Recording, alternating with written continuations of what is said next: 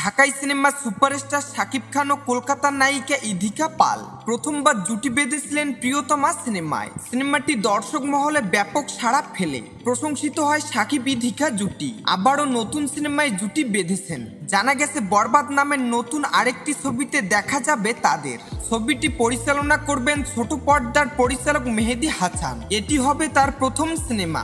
জানা গেছে বছর খানেক আগে পরিচালক মেহেদী হাসান হৃদয় শাকিব খানকে এই ছবির গল্পটি শোনান। গল্প পছন্দ হয়ে যায় শাকিবের। পরে হৃদয়ের ছবিটি তৈরির যাবতীয় পরিকল্পনা পছন্দ হলে শাকিব খান রাজি হন। সিনেমাটি নিয়ে পরিচালকের ভাষ্য, শাকিব খানের জন্য এই ছবির গল্প একেবারেই নতুন অ্যাকশন ঘরানার ছবি। এটি অনেক বড় ক্যানভাসে তৈরি হবে। ঢাকার সিনেমা হলেও দুই বাংলা থেকে শিল্পী কলাকুশলী থাকছে এই ছবিতে।